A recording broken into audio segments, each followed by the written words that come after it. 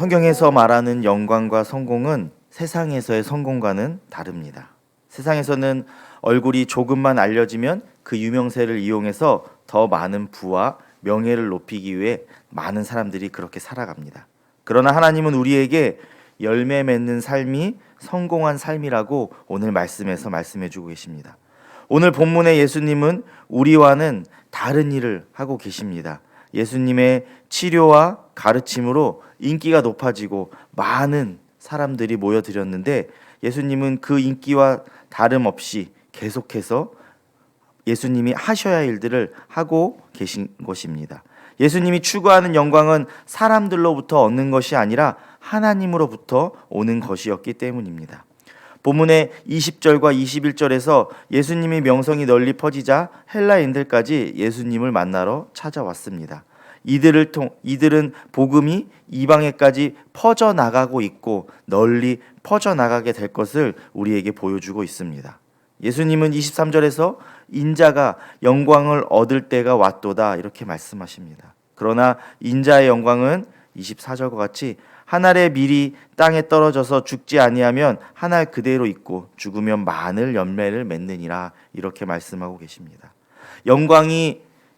영광을 얻을 때가 왔다고 할 때 우리의 사람들의 생각은 이제 예수님이 높은 자리로 가시는구나, 세상의 왕으로 가시는구나 이렇게 생각할 수 있지만 예수님은 그 생각과 다른 말씀을 오늘 우리에게 하고 계신 것입니다.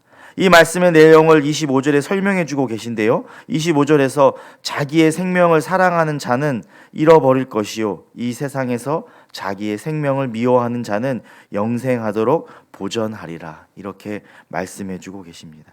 예수님은 한 알의 밀이 땅에 떨어져서 죽어 열매를 맺는 것처럼 자기의 생명을 버리시겠다고 이 시간 고백하고 있습니다.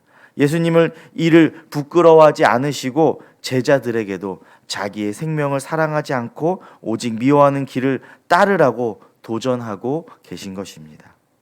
그 길은 자기의 생명을 버리는 것이 아니라 오히려 생명을 영원히 보존하는 길이라고 우리에게 말씀해 주고 계십니다. 그 길이 25절과 같이 예수님을 따르고 하나님을 따르는 길이라 오늘 우리에게 말씀해 주십니다.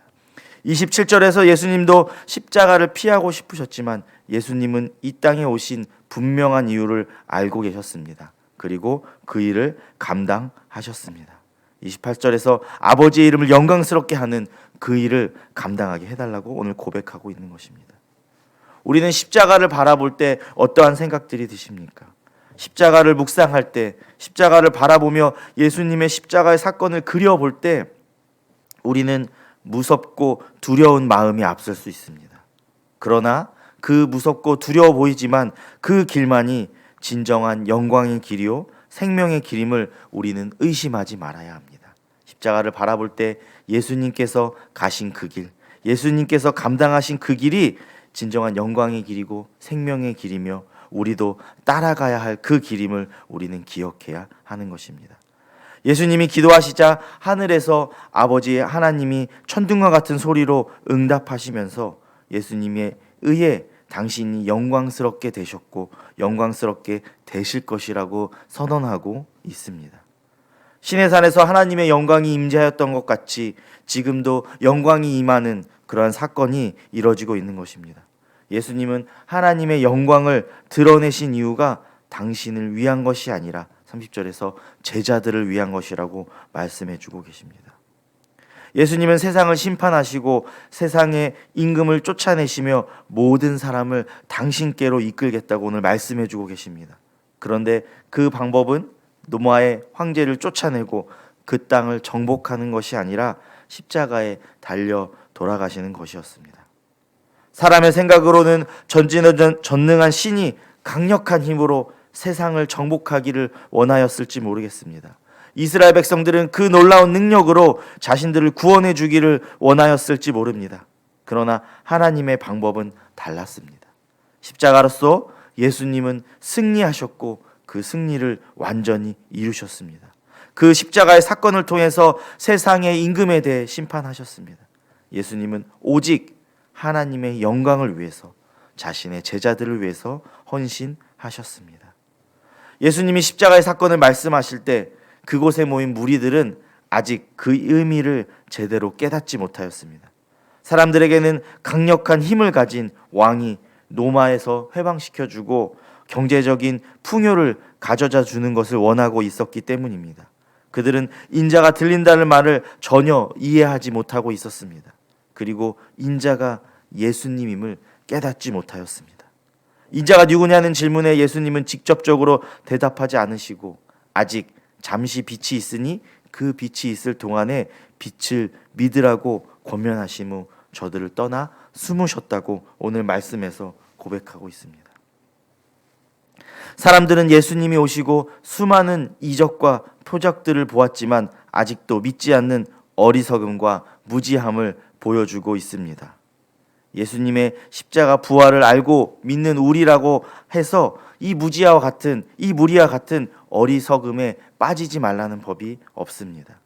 예수님이 이 땅에 오신 이유, 예수님께서 받아야 할 가장 중요한 것이 무엇인지 우리는 알고 기억해야 합니다. 우리는 십자가에서 우리의 죄 때문에 죽으시고 다시 부활하신 예수 그리스도를 믿고 그 영광의 길을 따라 살아야 합니다. 주님이 가신 십자가의 길을 따라간다는 것은 곧 그 영광의 길을 따라간다는 의미입니다. 예수님이 제자로 사는 것은 세상의 눈으로 보는 것과 다른 길인 것입니다. 세상의 눈으로 보면 그 길이 힘들고 어려워 보이지만 그 길 끝에 하나님이 주시는 상, 영원한 생명이 있음을 우리는 기억하며 그 길을 따라가기를 소망합니다.